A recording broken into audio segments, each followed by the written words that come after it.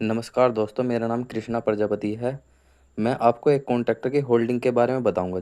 जो एक एक कॉन्टैक्टर को हम कैसे होल्ड करेंगे। जो हम छोटे छोटी 3 HP 4 HP तक की मोटर को हम एक कॉन्टैक्टर से होल्ड करके चला सकते हैं, जिसमें हमें एक कॉन्टैक्टर की ज़रूरत पड़ेगी और एक हमें NC पॉइंट की ज़रूरत पड़ेगी और हमें एक NO पॉइंट की ज़रूरत पड़ेगी।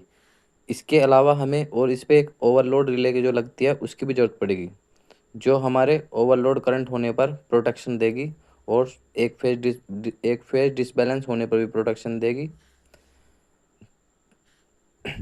चलो अब हम इसकी होल्डिंग के बारे में बताते हैं। सबसे पहले मैं आपको बता दूं कि ये हमारा NC पॉइंट है, नॉर्मली क्लोज।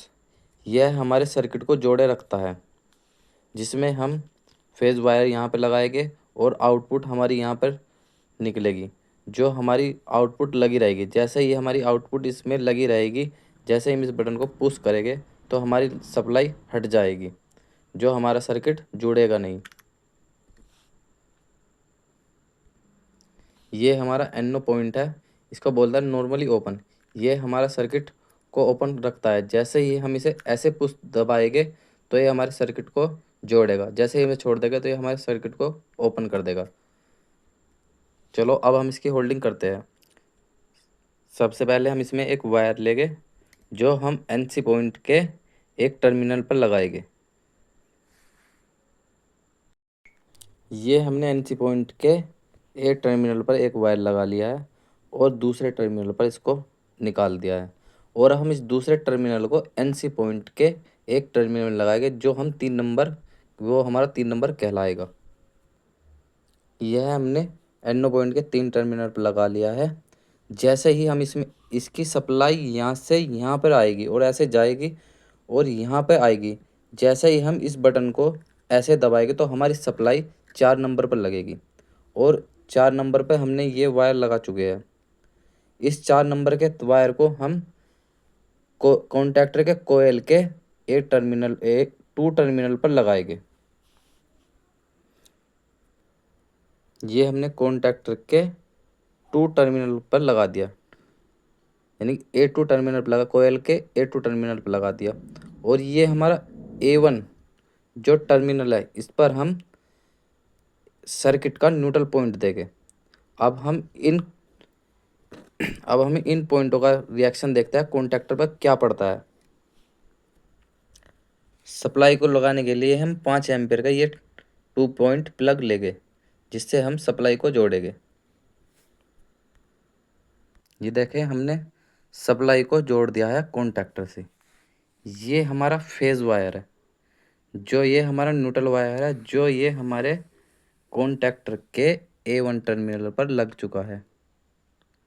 और ये हमारी फेज वायर है, जो हमारे सीधा NC पॉइंट के एक टर्मिनल पर गया। जो यह हमारा सप्लाई लेकर, यहाँ से सप्लाई लेकर इस पॉइंट में आउटपुट में ले आया। यहाँ से सप्लाई हो गए NC पॉइंट के तीसरे नंबर या NO पॉइंट के तीसरे नंबर या NO पॉइंट के एक टर्मिनल पर लगा है, जो आउटपुट के यहाँ से निकलकर कॉन्टैक्टर के A2 टर्मिनल पर यहाँ आया। अब देखते हैं हम इस कॉन्टैक्टर का रिएक्शन क्या है। जैसे ही हम NO बटन को दबाएंगे, हमारा कॉन्टैक्टर होल्ड हो जाएगा। जैसे ही हम छोड़ेंगे, ये हमारा कॉन्टैक्टर हट जाएगा। ये रुकेगा नहीं, क्योंकि ये हमारा भी होल्डिंग वायरिंग पूरी नहीं हुई है। इस होल्डिंग वायरिंग पूरी करने के लिए हम NO पॉइंट के तीसरे टर्मिनल से यहाँ से एक वायर उठाएंगे, जो हम अपने कॉन्टैक्टर के NO पॉइंट के 14 नंबर के यहाँ पर लेंगे।